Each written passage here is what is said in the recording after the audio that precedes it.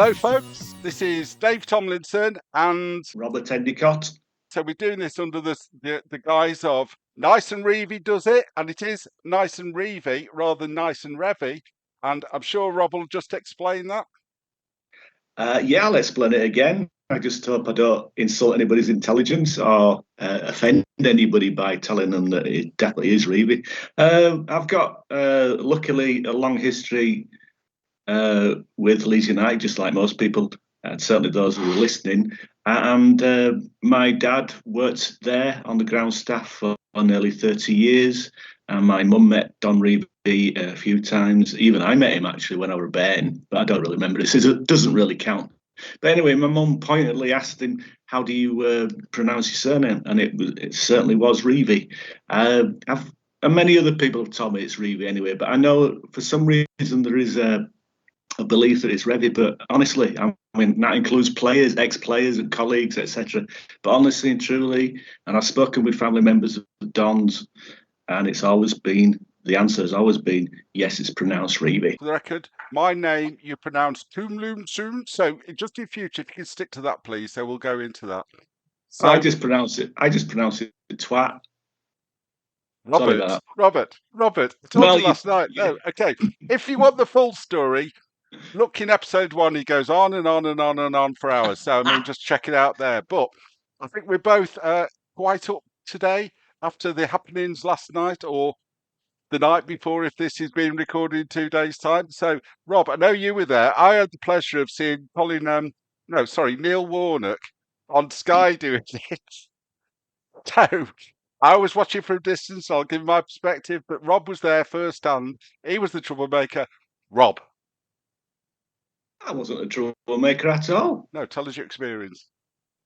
Well, I don't know anything about Neil Warnock, so you're going to have to tell me, mate, what happened. I will Because, do. I will do. like you said, I was lucky enough to be there. I'm lucky enough to be a season ticket holder for home games, but I haven't been away for bloody ages, to be honest. Well, actually, one game, and that was last season. And guess who that was? Sunderland away. Oh, But I got treated very well. So, and the Sunderland fans were great that night. But that night. I think probably opinions change over time. But last night was a fantastic event, really, wasn't it? And I must admit, I was thinking we'd get a draw. For some reason, I just thought we'll definitely scrape a draw, even though we were losing for a long stretch. Even though I predicted a comfortable 3-1 win, I believe. And I just thought Farke did really well with his substitutions, but he usually does, in fairness. I think the only criticism is that they're usually on too late, but not last night. Bloody hell. Just on that, I think it was this thing you've seen all day today. I don't think anybody has ever get 2 substitutions so right. Absolutely Yeah, so right. And I just yeah. wonder, when they scored, how was the mood in the stadium when they scored and when we were chasing it? So that first half, Rob? Well, from where I was, which is East Stand Upper, you get quite a quieter vibe all round, and you do hear a lot of individual criticisms, and most of it was rather critical rather than being complimentary and positive in a way. Was sort of picking up on players' mistakes. But I must admit, when the subs came on, I sit with two of my bezies, and we both said, well, yeah, he's brought Struijk on because Ampadu will then go into midfield, and Rothwell is certainly a more positive, attack-minded midfielder, and that's not slagging Gruev off, but Yeah. I would have picked Rothwell over Gruev anyway for a home game. Anyway, it doesn't matter, does it? It is what, a 16-man squad game now. It's not just 11 or 12, is it? So they all matter. It's not essential who starts. It's who finishes and who plays well. And Rothwell, fantastic. I mean, I always knew he could strike a ball well. He's a great passer of the ball. We don't see him shoot enough though. And the second goal with his left foot, and that. Well, I'm told that was a shot. I don't think it was. There's popular, conception that was a shot, but he was probably more on target than old Large's shot. His pass out to him. That was luck on our part, but we earned it. you sometimes deserve it, a bit of fortune. Let's be honest, whether Sunderland sat back deliberately in the second half or we attacked in number a lot more, who cares really? What their tactics were. We flooded them, and we deserved everything we got. I thought Sunderland played a good first half as well. But I was really surprised how good they were actually, but I do remember saying at half time, I think they've done it. I think they thought job done. I think, Billy Davis, job done at half time. When they yeah, go off like, it's a funny one, isn't it? Because they had to win, really. I I mean, know, I know. you know what? Seriously, nothing shocks me in this division. They could go on a 13 win run now, and good luck to them. Even if there's only 12 told you games left. before, do not wish other clubs well. Do not, because they wouldn't do the same for us. We might allow them to come up with us to spite the others, but we'll talk about them surely. Well, I was reminded, or at least informed by a very good friend of mine, a Mackham, that everyone hates Leeds, and he only watched on TV because he was away working. But he said it's no wonder everyone hates Leeds. Your fans were a disgrace or something. So it must have been after the second goal. But it says everyone looked like a thug, and that included the women. Well, I think it was the web fingers we saw on the other side, and I heard that it was the ugliest set of fans they've ever found, and it was that one. And you won't have seen it. I need to get this right now. So he was going, and Yeah. people, he's really gloated on Sky. Yeah. It was a scamby, wasn't it, as well? Yeah, well, he got in afterwards, didn't he? I think they were trying to track him down after they couldn't find it. Anyway, let's just come back to the mood. So, how was that? Because I've seen some games, but that was incredible. I can't remember it quite like that. And the aftermath of that, just the upness, the crowd, them, etc.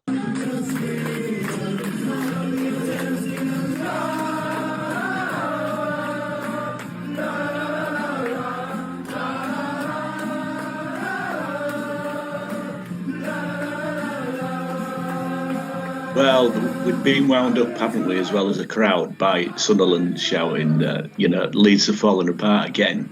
So poetic justice for us as well there. But unfortunately, there was that. So I don't know what you see from where I am. You don't hear every chant, but when the away supporters are chanting loud stuff, you do hear it, and that included last night at Savile. That scumbag, never a Leeds fan bastard Savile, and then people wonder why Leeds fans get angry. So we were like, after the second goal, it was like, up yours. That's why we are Leeds, and sod all the consequences. We're only chanting and singing Leeds are falling apart again with the massive, biggest dose of irony you can get in a chant, I suppose. We were all over them. And they were crumbling, and they seemed nervous. Whether that was tactical on their side, that they thought they'd done it, like you said, it just seemed to be set up. And it was a bit of a fluke in the build-up, wasn't it? Fluke. Can you still hear me, Rob? Yeah, Ramazani's shot. No. Curved beautifully. Like a rainbow. Just go with me. It curved beautifully to him, but then Gillett, Rothwell, wonderful man. I've never, honestly, they're all talking about Struijk, but Rothwell, fantastic those, and I think he just made a difference. But absolutely wonderful. And when it went to the goalkeeper. Anyway, I interrupted. Forgot what I was saying anyway, mate. I know it always works, doesn't it? Yeah, it curved like a rainbow. Okay. I did say that, but anyway, did you see? Did you see what the players and Farke was doing? Did you hear he got booked last night for going on the pitch? Yeah. Did you see though? It's like they're funny. He fell flat on his arse, and Peter Funky was stood over the tip of him. But then they booked him. I didn't see that. No, I saw Firpo run from the dugout right across to our corner, which was hilarious. And I thought, well, he's going to get sent off here because he'd been booked once at all. So I was a bit surprised in a way that the ref didn't. If he's going to book the manager, then aren't substitutes sort of not allowed to be on the pitch as well? So aren't they supposed to stay in their technical area? yeah, like a Yeah, little hamster. so I think it was that, but it was also this thing about, and I'll talk again about Neil Warnock, but he was there. King Jogsworth, Jim's Bob. They've never played football in that. Eyebrows missing and everything.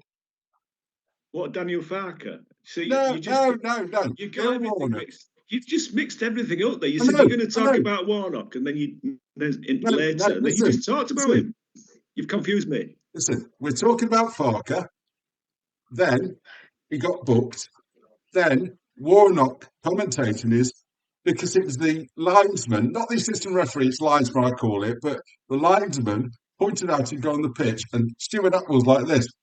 And he booked him. And Warnock calls him a job's worth. That's all I was saying. I see. Right. I didn't understand you anyway. And it's referee's assistant, not assistant referee. Come on.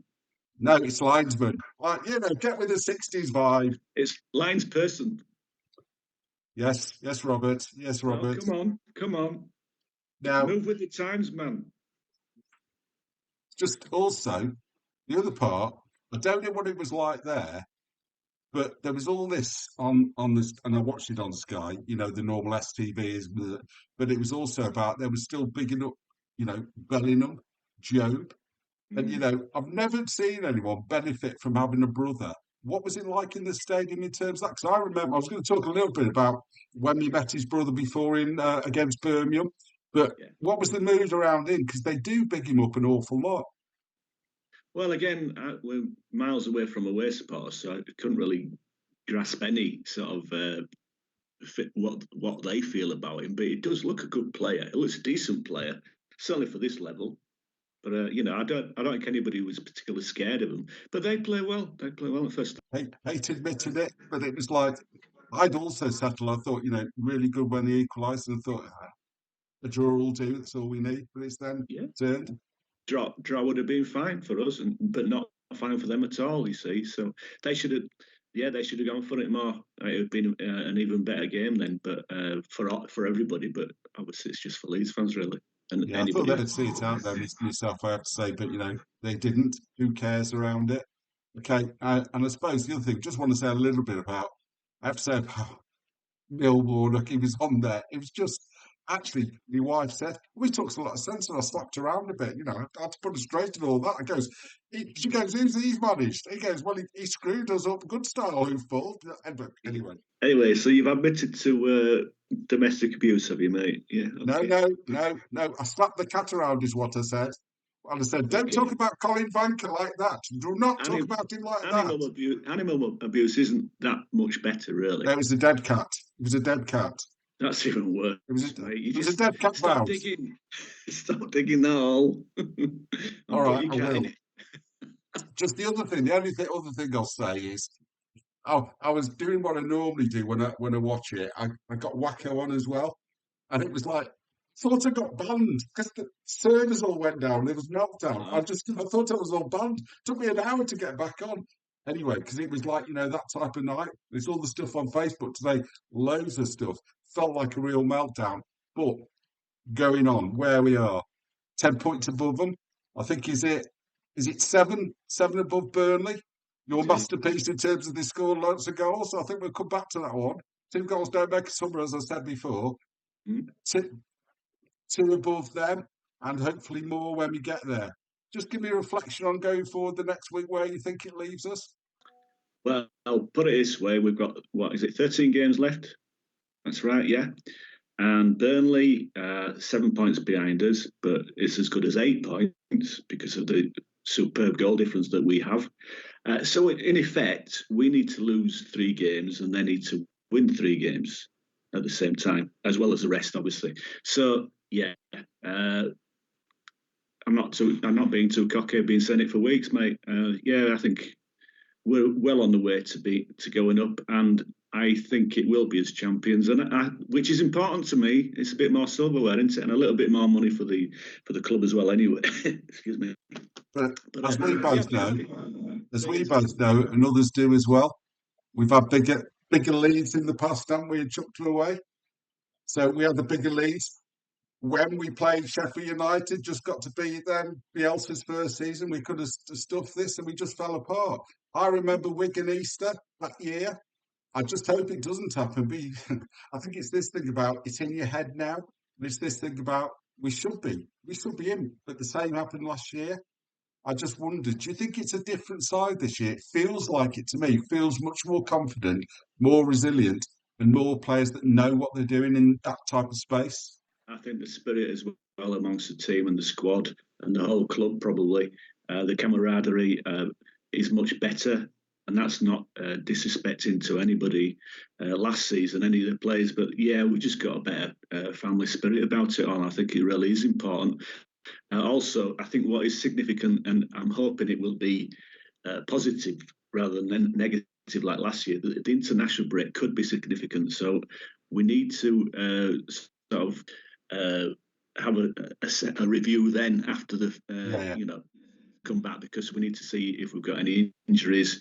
Thankfully, though, Wales are playing, but it won't be in a vital, crucial playoff decider like it was last year, because the Welsh lads were absolutely good, and I think they were physically tired, and I think there were possibly a couple of them in slightly niggly injuries anyway. But more importantly, the heads are gone. I think that, maybe I'm wrong, but I don't think we saw the same players. Certainly looked like it. Wales lost. I also just want last point about last night, and I know we talked the other night when we had the first episode of this.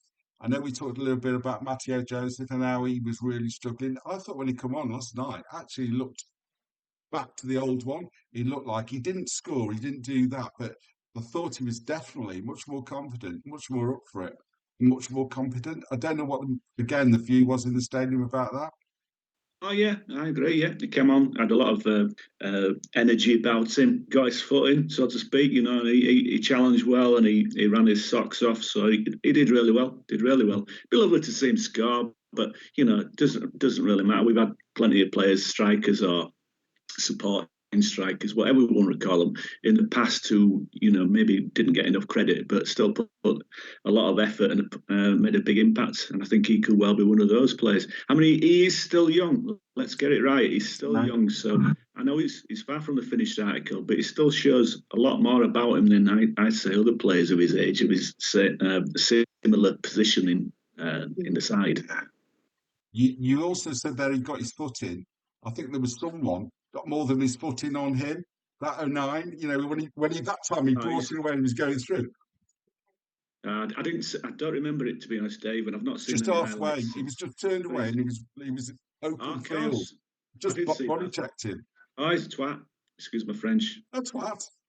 Yes, is that a Junior Mackham? A twat. That player is terrible. I don't like him. I've seen him in other games as well. Yeah, he's not good enough, and his attitude thinks, and he should have been sent off anyway. Then. Also, the thing when they equalised, who put the ball in the Mackham's net?